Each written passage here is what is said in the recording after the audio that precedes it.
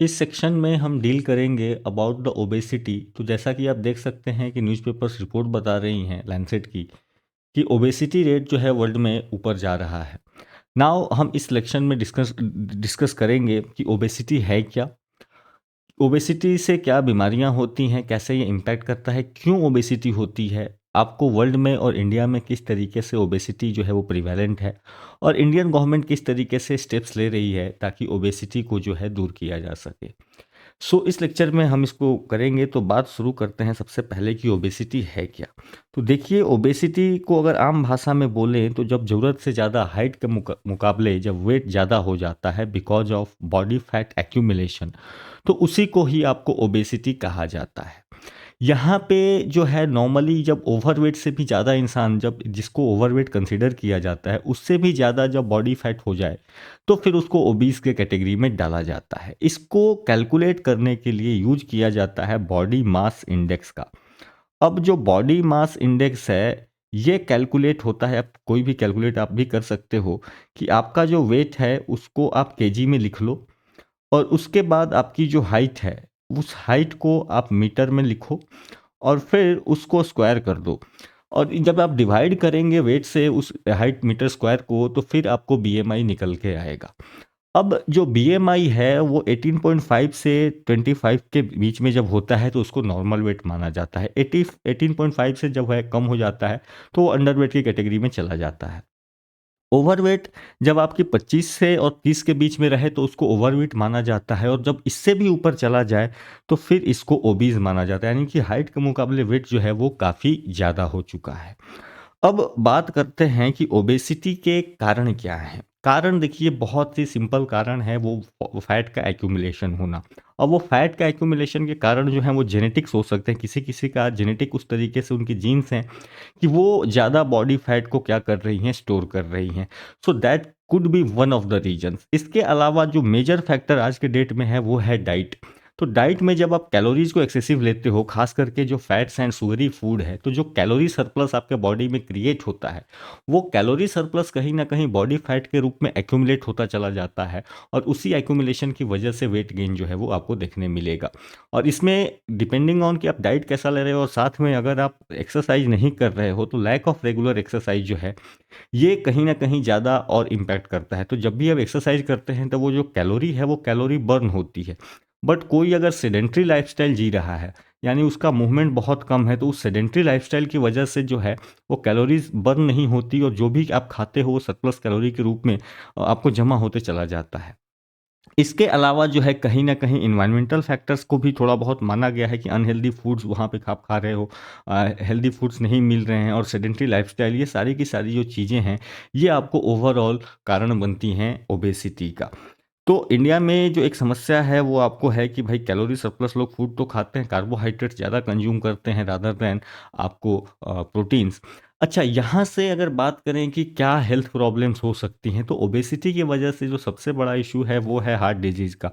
तो heart disease होने के चांसेस जो हैं बहुत ज़्यादा बने रहते हैं। तो वैसे भी अगर कोई बहुत ज़्यादा हाई कैलोरी डाइट खा रहा है, उसमें से भी जो है आपको जो डाइट है वो अनहेल्दी है, यानी तला हुआ है, भुना हुआ है, उसमें जो एक्सेसिव फैट है, तो ये कोलेस्ट्रॉल बॉडी का बढ़ाता है, और उसके वजह से आपको जो है हार्ट डिजीज होने के चांसेस रहते हैं, स्ट्रोक आने के, हार्ट अटैक आने के चांसेस रहते हैं।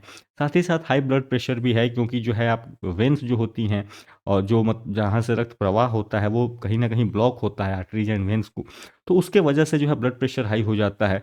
साथ ही साथ टाइप 2 डायबिटीज़ का जो है ये एक कारण बनता है। नॉट ओनली दैट, कुछ स्टडीज़ ने इसको लिंक किया है with the several types of cancer including the breast cancer, colon cancer and endometrial cancer. तो इसको भी जो है हम थोड़ा ध्यान रखेंगे। इसके अलावा यहाँ पे जो है यहाँ पे आपको एक जो कंडीशन बताई गई है कि स्लीप एपनिया। ये स्लीप एपनिया क्या है, इस कंडीशन में ऐसा होता है कि नॉर्मली जब इंसान नींद में होता है तो कभी कभी उसकी सांस जो है वो लगता है कि सांस लेने में दिक्कत हो रही है। ठीक है, so this is a condition that causes breathing to stop and start repeatedly during sleep. तो ये एक समस्या जो है वो दिखने मिलती है। साथ ही साथ यहाँ पे ऑस्टियोआर्थराइटिस जो है वो आपको होने के चांसेस हो जाते हैं, जैसे जिसके वजह से जो है क्योंकि एक्स्ट्रा जॉइंट्स पे लोड पड़ता है उसके वजह से जो है दर्द, आर्थराइटिस जिसको बोलते हैं, तो वो दर्द जो है वो बढ़ जाता है। नॉट ओनली दैट, ये तो चलो बॉडी पे इम्पैक्ट है, साथ ही साथ यहाँ पे इकोनॉमिक इम्पैक्ट अगर आप देखोगे तो कहीं ना कहीं वर्ल्ड ओवर ये माना जाता है कि ट्रिलियंस ऑफ डॉलर जो है एनुअली खर्च होते हैं because of health care cost. ठीक है, साथ ही साथ प्रोडक्टिविटी लॉस होती है, तो इंडिविजुअल लेवल पे भी आपके जो इकोनॉमिक आप एक्टिविटी करोगे वो भी कहीं ना कहीं रिड्यूस होता है। तो ये ओवरऑल ओबेसिटी आप देखोगे कि कई तरीके से आपको इम्पैक्ट कर रहा है। साथ ही साथ अगर बात करें कि ये समस्या कितनी बड़ी है, तो आप देखो ये वर्ल्ड हेल्थ ऑर्गेनाइजेशन का डेटा है 2022 का। ये बताता है कि 1 in 8 people globally are living with obesity. अब जो है ये डेटा लैंसेट की स्टडी ने बोला है कि ये 1 बिलियन से ज़्यादा हो चुका है। ठीक है, यहाँ पे क्योंकि ये डेटा था कि 2.5 बिलियन एडल्ट जो थे ये ओवरवेट थे और 890 मिलियन ओबीज थे, बट लैंसेट की स्टडी बता रही है कि 1 बिलियन से ज़्यादा लोग जो हैं ये आपको ओबीज हैं। इसके अलावा आप बच्चों की बात करें तो 390 million children and adolescents were overweight और अब्यूज। ठीक है, obese including 160 million with obesity. तो आप समझिए कि कितना हाई नंबर है ये। यहाँ पे जो रेट है बढ़ने का वो भी बहुत ज़्यादा हो गया। तो जैसे जैसे लोगों की लाइफस्टाइल चेंज हुई है, लिविंग स्टैंडर्ड इंक्रीज हो रहा है, तो ये भी स्टडीज बताती हैं कि with increase in living standard, क्योंकि सेडेंट्री लाइफस्टाइल बढ़ रहा है, इसके वजह से जो है रेट ऑफ ओबेसिटी जो है ये बढ़ते चला जा रहा है। रेट ऑफ ओबेसिटी एडल्ट में तो थोड़ा स्लो भी बढ़ रहा है, ये डबल हुआ है।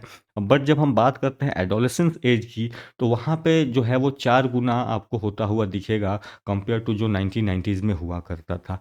तो therefore this is a very serious issue, और इस पे जो है आपको डेटा रिपोर्ट्स आते रहते हैं। बात करें इंडिया की, तो इंडिया में जो नेशनल फैमिली हेल्थ सर्वे की डेटा बताता है, तो बताता है कि more than 20% of Indian women जो हैं वो ओबीज हैं, यानी 1 आउट ऑफ एवरी 5 वीमेन जो हैं ये कहीं ना कहीं ओवरवेट एंड ओबीज हैं, ओबीज कैटेगरी में है। सिमिलरली मेन भी जो हैं वो ज़्यादा पीछे नहीं हैं, तो 18% ये भी आपको दिखेंगे। साथ ही साथ आप चिल्ड्रन की बात करो तो चिल्ड्रन जो है ओवर 14 मिलियन चिल्ड्रन जो हैं इन पे भी कहीं ना कहीं ओबेसिटी है। तो 14 मिलियन आप समझो कि करीब करीब 1.5 करोड़ के आसपास जो बच्चे हैं ये ओबीज हैं। एक और इम्पॉर्टेंट हाईलाइट यहाँ पे निकला था NFHS 5 के डेटा में कि यहाँ पे अर्बन और रूरल डिस्क्रिपेंसी भी देखने को मिल रही है, यानी कि अर्बन एरियाज में ओबेसिटी जो है वो ज़्यादा प्रिवेलेंट है compare to the rural parts of India, क्योंकि रूरल पार्ट्स ऑफ इंडिया में अभी भी लाइफस्टाइल उतनी ज़्यादा सेडेंटरी नहीं हुई है compare to urban areas. Not only that, यहाँ पे कहा गया है कि सोशियो इकोनॉमिक फैक्टर्स का भी रोल है। जैसे जो जितने हायर इनकम ग्रुप में लोग हैं उनकी ओबेसिटी के चांसेस होने के उतने ज़्यादा जो है वो देखे गए हैं। अगर आप बात करें तो ये आपको जो है ग्लोबल हंगर इंडेक्स का रिपोर्ट है। आप देखेंगे कि किस तरीके से जो अंडरवेट होने का चांसेस था, तो अंडरवेट के नंबर्स जो हैं वो नीचे हो रहे हैं, साथ ही साथ ओबेसिटी या ओवरवेट के नंबर्स जो हैं ये आपको ऊपर जा रहे हैं, both in the low income countries and middle income countries. तो आप देखेंगे कि मिडिल इनकम कंट्रीज की ये स्थिति बनी हुई है, किस तरीके से ये ऊपर जा रहा है। ये फीमेल का रेशियो है और मेल का रेशियो आपको दिखेगा, तो दोनों में ही आपको जो है वो कंडीशंस राइज होते हुए दिखेंगे ऑफ द ओवरवेट। तो अंडर न्यूट्रिशन तो चलो हम लड़ रहे थे अभी एक फ्रंट पे, बट कहीं ना कहीं अब दूसरा फ्रंट जो है वो आपको ओवर न्यूट्रिशन का भी हो रहा है, यानी ओवरवेट होने के भी चांसेस जो है वो बढ़ रहे हैं।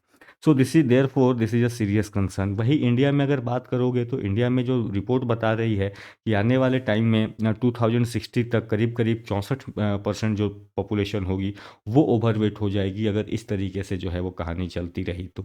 ठीक है, चिल्ड्रन के चांसेस जो और ज़्यादा हैं वो 80%, 78-79% जो है वो चांसेस जो हैं वो बढ़ जाएंगे मेल चिल्ड्रन में, एंड वीमेन फीमेल चाइल्ड्स में जो है ये 60-63% के आसपास जो है आपको देखने मिलेगा।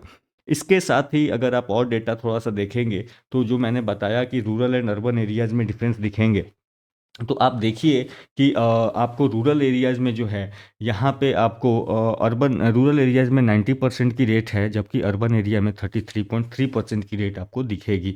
यहाँ पे एज वाइज देखेंगे तो ज़्यादा उम्र बढ़ने के साथ साथ ओबेसिटी होने के चांसेस जो हैं वो भी नॉर्मली आपको ज़्यादा हो जाएंगे।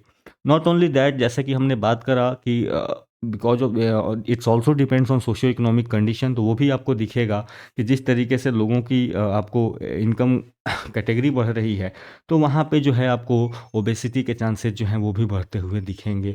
And it's increasing all the way up, तो हर जगह ये आपको बढ़ता हुआ दिखेगा। इसके साथ ही अगर आप देखें तो स्टेट वाइज डेटा भी जो है वो प्रेजेंट हुआ था, तो आपको यहाँ पे दिखेगा कि जो पुडुचेरी, तमिलनाडु, दिल्ली, गुजरात, जो ऐसे राज्य हैं जहाँ पे कि इनकम लेवल अच्छी है, तो वहाँ पे आपको दिखेगा कि ओबेसिटी जो है वो हाईयर है कंपेयर टू वैसे स्टेट्स जहाँ पे अभी इनकम लेवल थोड़ी कम है। तो आप देख सकते हैं उत्तर प्रदेश, बिहार, मध्य प्रदेश, वेस्ट बंगाल, तो यहाँ पे ये कम आपको दिखेगा। तो therefore this is a serious issue जो कि हमें कहीं ना कहीं बात करने की ज़रूरत है। अब बात है कि इंडिया ने इसको लेकर के क्या स्टेप्स लिए हैं, क्या हम करना चाहते हैं। तो आप देखो कि अगर बात करेंगे तो नेशनल लेवल पे बहुत सारी प्रोग्राम्स एंड पॉलिसी जो हैं वो चल रही है। तो जैसे आपको पोषण अभियान यानी नेशनल न्यूट्रिशन मिशन जो चल रहा है, यहाँ पे रिड्यूस माल न्यूट्रिशन तो एक अपना चैलेंज है ही कि हमको माल न्यूट्रिशन रिड्यूस करना है, बट साथ ही साथ ओबेसिटी को भी रिड्यूस करना है, क्योंकि ओबेसिटी भी कहीं ना कहीं एक माल न्यूट्रिशन का ही फॉर्म माना जाता है। ठीक है। साथ ही साथ यहाँ पे बात करी गई है कि न्यूट्रिशन एजुकेशन पूरा प्रोवाइड कराया जाए, तो वो भी आपको मदद करेगा, and access to healthy foods, तो overall this will help to fight the obesity. साथ ही साथ आपको जो है फसाई यानी food safety and standards authority of India ने एक मिशन लॉन्च किया था, एक मूवमेंट लॉन्च किया था जिसको कहा जाता है इट राइट मूवमेंट। तो ये जो कैंपेन था, तो लोगों में हेल्दी हीटिंग हैबिट्स को डेवलप किया जाए और सेफ फूड प्रैक्टिसेज अपनाएं, और साथ ही साथ जो प्रोसेस्ड फूड है उसको कम से कम जो है वो किया जाए। Also there was a fit India movement चलाया गया था, जिसमें कि इंडिविजुअल्स को इंकरेज किया जा रहा था कि आप ज़्यादा से ज़्यादा फिजिकल एक्टिविटी एंड फिटनेस पे जो है वो ध्यान दें। ऑल्सो जो है अगर स्पेसिफिक इंटरवेंशन की बात करेंगे, तो फूड लेबलिंग रेगुलेशंस इंडिया में जो है वो फसाई आपको टाइम टाइम पे देते रहती है कि जो पैकेज फूड है उसमें आपको कंटेंट ऑफ शुगर क्या होना चाहिए, सॉल्ट क्या होना चाहिए, फैट्स क्या होना चाहिए, और साथ ही साथ आप उसको बताएंगे। आपको आप अगर किसी भी पैकेट को खरीदते हैं तो आप पीछे देखोगे तो उस पर लिखा रहता है कि उसमें जो है कार्बोहाइड्रेट्स का परसेंटेज क्या है, शुगर क्या है, फैट्स कितना है, तो वो आपको जो है इन्फॉर्मेशन मिलती रहेगी। ऑल्सो यहाँ पे जो है स्कूल्स में भी कहीं ना कहीं आपको एक्टिविटीज़ को जो है प्रमोट किया जाता है कि किस तरीके से हेल्दी ईटिंग करनी है, फिजिकल एक्टिविटी करी जाए। और साथ ही साथ जो है in and around school premises junk food को जो है बेचने पे बहुत जगहों पे मनाही होती है। साथ ही साथ योगा जो है योगा का प्रमोशन किया जा रहा है, क्योंकि वो योगा को एज अ पोटेंशियल टूल देखा जा रहा है against weight management and overall wellbeing. साथ ही साथ आपको कहीं ना कहीं पब्लिक अवेयरनेस कैंपेन्स जो हैं वो चलते रहते हैं, न्यूज़पेपर्स, आर्टिकल्स, बाकी लोग भी जो है इसको डील करते रहते हैं। सो आई होप कि आपको समझ में आया होगा कि ओबेसिटी क्या है। सो आप हमें टेलीग्राम पे फॉलो कर सकते हैं, you will get all the PDFs related to the discussion। साथ ही साथ you can also follow us on social media handles to get all the updates. आप जो है लिंक भी डाउनलोड कर सकते हैं, गूगल प्ले स्टोर से डाउनलोड कर सकते हैं ऐप को, and you will get all the updates. तो आई होप कि आपको ये लेक्चर समझ में आया होगा। तो आप भी जो है ये इन्फॉर्मेशन लोगों तक पहुंचाएं और शेयर करें, सब्सक्राइब करें। So this was all in this video. So have a good day, keep studying, and thank you.